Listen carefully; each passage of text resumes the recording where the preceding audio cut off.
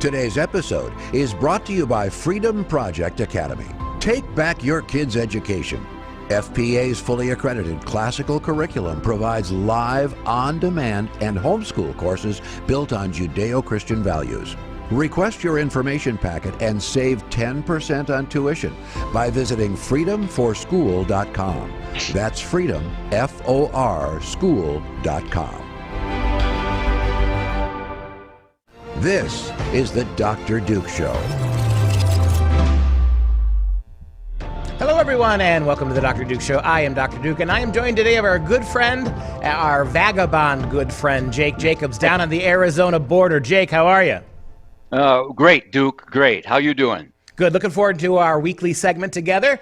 And This is a big, juicy story, Jake, that you picked up, and it's one that we should talk about a lot. So now we're at the point where not only do men make better women, right? We talk about these men who transform themselves into women, at least in their imaginations. We now have actual women being assaulted for daring to stand up to them. And I'm sure most of you know who Riley Gaines is. She is a former big-time college swimmer. She was a champion many times over. That wasn't until she was swimming against a dude, and there's the dude. And I want you to take a look at that picture, right? She is about the best collegiate swimmer in the country. Her opponent there, Leah Thompson, who is a man. I forget what his actual William perhaps name. Will. That's right. Yeah. Look at the size of him. Right? They say biology doesn't matter. Look at the shoulders.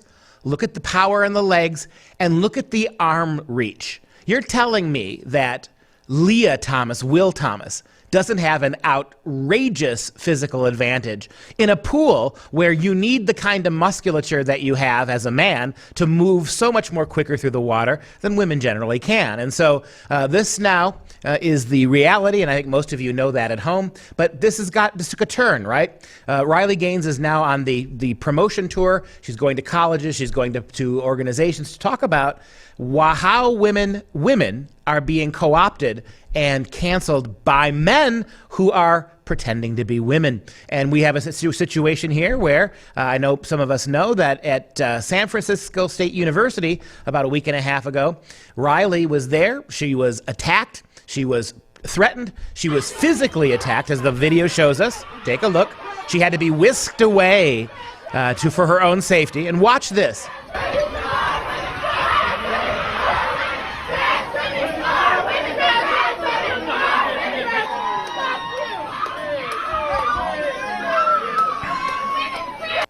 I see a lot of black faces screaming for liberation and freedom who are shouting down the white girl with horrible, horrible epithets that if we're directed at them, it would be a hate crime. You know what? Riley Gaines has more cojones than this William Thomas has. By the way, I don't call him Leah. The he pretending to be a she. That is William, what's his last name again? Thomas. William Thomas, yeah. And she shows that she has more strength of character, more cojones than that lightweight. And I'm glad she's speaking out for women's rights. I mean, she's absolutely on the fine cutting edge of defending women's rights in the United States of America as the Biden administration attacks women's rights. Yeah, and according to the story, and of course these stories always have to say alleged until it's proven, but you've seen the video for yourself. At this event, trans activists allegedly assaulted Gaines, surrounded her, forcing her to barricade herself in a locked room for her own safety.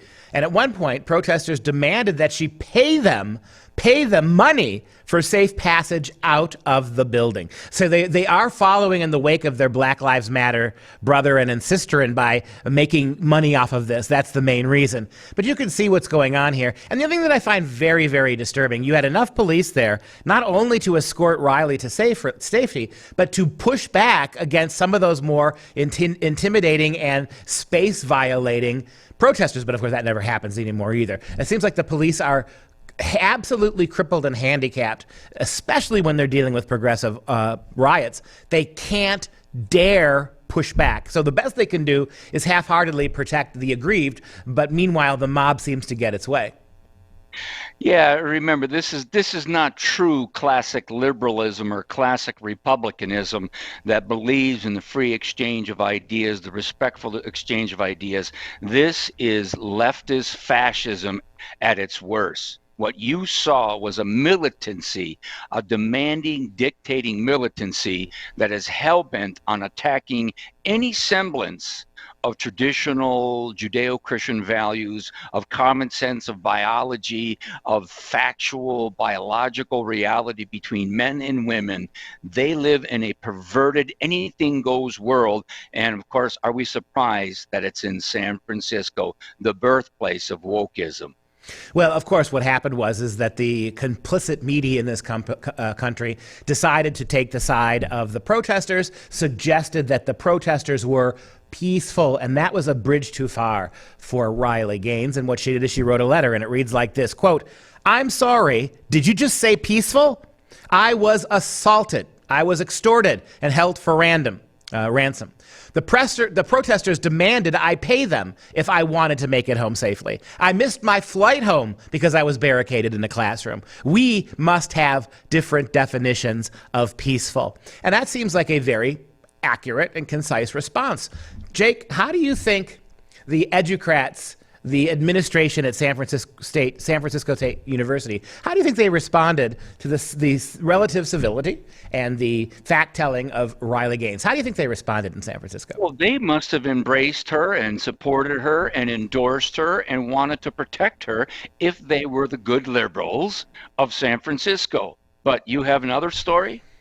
Well, Jake, I got to tell you, all those feminists at the university, all those We Are Women, We're Hear Us Roar people, all of those women's studies programs at San Francisco State, would you be surprised to learn that not one of them supported Riley? In fact, high-level administrators actually wrote back and took the side of the protesters. Take a look at the face and the writings of one of these administrators. There she is, Jamila Moore, vice president of all things of student affairs, and she is the enrollment manager. How would you like to, what do you think your chances are of getting into San Francisco State if your kid is white and male, with her running the enrollment program? But flash for us, Mike, our trusty producer. This is what she wrote after Riley pointed out correctly that she was the victim.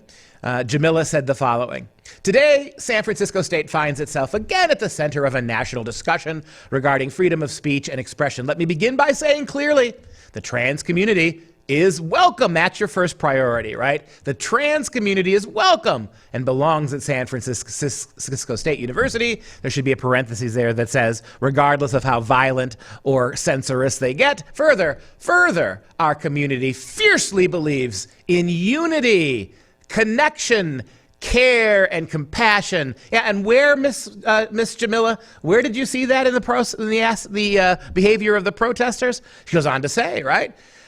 We value different ideas. Yeah, that was clearly on parade there, even when they are not our own. San Francisco State is regularly noted as one of the most diverse campuses in the United States. And we know what that means, Jake, right? That there are fewer and fewer white folk there to be in the way. We'll go back again in a moment and look at the rest of the letter, but I really do want to, before we get too far into it, hear your comments on this. Well, first of all, it's come to fruition. It's Herbert Marcuse, who, as you know, was living in California back in the day. He was the professor teacher of Angela Davis, who was at UC Santa Cruz. This has destroyed the California education system. San Francisco, San Diego, Los Angeles. What's really interesting is the San Francisco feminists of 1972 were cheering on Title IX. They were cheering on defense of women, girls in sports and many other activities in relationship to education. And then the Biden administration, through what was it, Executive Order 14021, did a perversion of the language of the original Title IX from 1972 to now include sexual orientation and sexual identity. God forbid, in original historical context, the Democrats have discombobulated Title IX. Yeah, and so what we saw in even the first beginning paragraph of that letter from Jamila Moore, it's all about how woke they are, how inclusive they are, how diverse, how the trans people are welcome. Not a single word, not one, about what happened, about the violence, the threats, the intimidation, the shakedown, the bribery, all of that. Not completely ignored. And I'll go back and see what we've got coming up. Thank you, then, the second paragraph. Thank you to our students who participated peacefully in Thursday evening's event. You saw the video. You saw one small clip of the video. In what sense can we call that peaceful? Thank you to our students who participated peacefully in Thursday evening's event. It took tremendous bravery for the protesters, hundreds of them, to shout down one young little girl, right, young woman. It took tremendous bravery to stand in a challenging space. I am proud of the moments where we listened and asked insightful questions, with posters and screams. I am also proud of the moments when our students demonstrated the value of free speech and their right to protest peacefully. There's that word again. These issues do not go away, and the values are very much at our core. Where do you see anywhere? And the final paragraph doesn't mention Riley Gaines, doesn't mention any of this. This was her response. It's worse than insulting, Jake. It is an absolute Soviet lie. And by the way, I think it's interesting because you're starting to see a schism within the LGB community saying the T has become incredibly fascistic to the point where they're denying lesbians are nervous about definitions between gender and sex and all. So they recognize that there's a wedge, a schism being created within that community. And a lot of them are trying to say, let's get rid of the T. I think this is hilarious. Well, the problem is, Jake, of course, people on our side have been saying it for a long time. There really isn't serious, valid evidence that any of this stuff is biologically mandated. We just don't know. Maybe, but maybe not. We don't have any definitive truth about that. Nevertheless, so the problem with the trans community for the rest of the LGB people is that they've been telling us you must embrace every aspect of homosexuality because that's a biological imperative. People can't help themselves. Okay, first of all, you told us that 10 years ago, 12 years ago when gay marriage became legal. That was the reason so many people validated. Now, people on your left, LGB people, are now saying it's all just opinion, it's feelings, that your biological sex, your chromosomes, your genes don't mean anything. So what the trans community is basically saying, it's not just heterosexuality that's invalid, it's gay, bi, and lesbian people as well. Because the only thing that they will brook is you are what you pretend to be, you feel to be,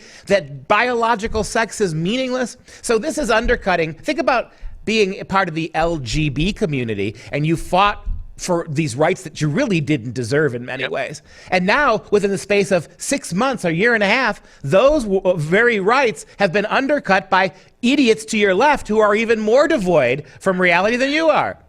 Saturn eating his own children. I love to see them destroying each other. And the perversion, once again, of either the Constitution or the Civil Rights Act of 1972 that dealt with the defending women's rights, it's come to roost. And these leftists, they're aware of it. The L, G, and the B are freaking out about the T. Well, when the sane majority of Americans actually took the side of Riley and complained, and the conservative outlets really ran the story, it's interesting. Rather than admit that there's something else going on, Jamila Moore blocked Riley Gaines on social media. So rather than deal with the legitimate concerns of Riley, there she is. She just froze her off of her social media. And take a look at the final response from Riley here. Well, the woman who released the statement following the riot where I was verbally and physically assaulted at SFSU, to which she called peaceful, has now blocked me. I guess it's easier for her to ignore me than to denounce violence against women. Amen. If you remember one thing from this segment, it's got to be that. Riley Gaines. For these radical leftist black female administrators, all about the struggle, all about systemic racism and bigotry against women, against gays, here is her response to that, according to Riley. It's exactly right. She cares more about what than me. She doesn't care about me. She doesn't care about social justice. Doesn't want to talk about this. That's the lie of all of this, Jake. It's 100% hypocrisy. I'll give you the last word on this story. Yeah, it's why I don't call them true liberals. They're illiberal. They're acting in fascistic manner, and therefore they're nothing about justice. They're not true advocates of justice. They're despotic advocates of injustice or injustice.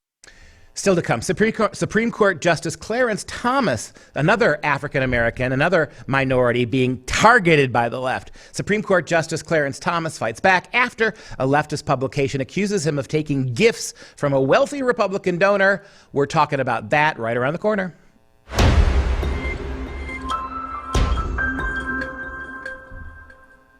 Another example, Jacobs, my guest, of how the left, particularly the minority left, right? African American, female, white, liberal. These people who are supposed to be the most victimized people in the world, when they encounter people who look like them, who are conservative, suddenly all that bona fide, those leftist bona fides go out the window. And so this is another story that you picked for us, Jake, about how Clarence Thomas absolutely destroys with logic this leftist hit piece. Think about a matter of just garbage that has been flung at Clarence Thomas for the last 30 years. And when you think about this and you see how the left goes after them, then the left turns around and then persecutes these people. It really is Orwellian. The optics of this are so bad. If we had anything like an honest media in this country, nobody would be a progressive. But alas, we don't. Go ahead, Jake. Well, Duke, it's interesting that if you go back to 1987 when Ted Kennedy and Joe Biden destroyed Robert Bork, and now we have the term borked as far as destroying a judicial appointee. And then in 1991, George H.W. Bush appointed Clarence Thomas to the Supreme Court, and it was Joe Biden at the Senate committee, Judicial Committee hearing, that attacked Clarence Thomas for believing in natural law. And there's a worldview war going on here. These leftists, these are not true classic liberals, but these leftists, they despise the Judeo-Christian worldview. They despise what the Declaration of Independence says is the laws of nature and nature's God, where our Creator, the source of not only our life and our liberty, but the source of law, natural law, God's law.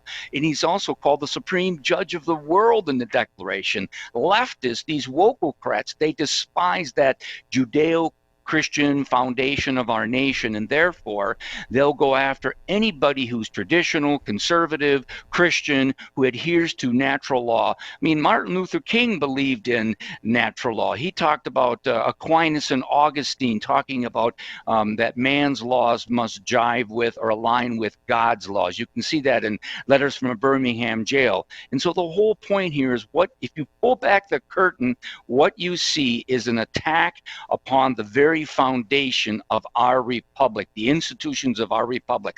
Look at how they went after Amy Coney Barrett, right?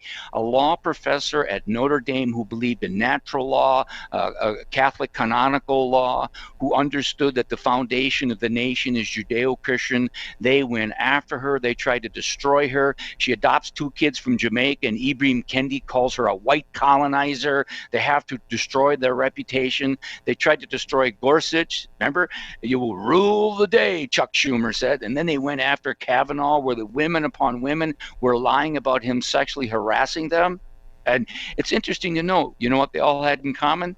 Their belief in the Judeo-Christian or Christian civilization, Western civilization values that leftists despise. And therefore, they've been trying to destroy Clarence Thomas for over 30 years, and Joe Biden was leading that back in 1991. Joe's always been a racist, still is. But we go back to, you mentioned the contentious confirmation hearing of Judge Clarence Thomas. We actually have some video from that day. Take a look. This is a circus. It's a national disgrace. And from my standpoint, as a black American, as far as I'm concerned, it is a high-tech lynching for uppity blacks who in any way deign to think for themselves, to do for themselves, to have different ideas. And it is a message that unless you kowtow to an old order, this is what will happen to you. You will be lynched, destroyed, caricatured. by a committee of the U.S. Senate rather than hung from a tree. Now, of course, this is the ProPublica liberal rag that spread this calumny. It reported that Thomas accepted paid travel expenses, including flights, stays on a yacht, and other accommodations from real estate magnate and billionaire Republican donor Harlan Crow. The report acknowledged that those who were interviewed for the report confirmed that the men were, quote, genuine friends. So these were friends well before any of this stuff had happened. They had been friends. And so, but now the ProPublica admitted that and then still accused him of impropriety. That Thomas had accepted these gifts for decades, the report said, before admitting, quote, that there are few restrictions on what gifts justice can accept. So throughout this screed, the left is counterband. They're making the accusation, pause, but maybe not, accusation, but maybe not. And of course, you know what the rest of the media did. They ignored all that, and they basically found him guilty without any evidence. Luke, the New Republic, as you know, is a left-wing rag mag, right? The title from April 10th of the New Republic said, Democrats need to destroy Clarence Thomas's reputation. Reputation. They said, make him a metaphor for the insidious far right. They said, we can't impeach him, but what we can do is go after him like Joe Biden did in '91, destroy his reputation, and therefore hopefully destroy the Judeo-Christian worldview that he carries with him, his belief in natural law, God's law, and proper adjudication based upon original intent and the actual words of the founders in their historical context, legal context. And that's why they're trying to destroy him. You and I both know that. Well, we do have the great man's own words. How did Clarence Thomas respond to this? And by the way, ever since this response, the left has fallen largely quiet, not surprisingly. Quote, as friends do, we have joined them on a number of family trips during the more than a quarter century we have known them. Early in my tenure at the court, I sought guidance from my colleagues and others in the judiciary and was advised that this sort of personal hospitality from close personal friends who do not have business before the court, I repeat, who do not have business before the court, was not reportable. I have endeavored to follow that counsel throughout my tenure and have always sought to comply with the disclosure guidelines.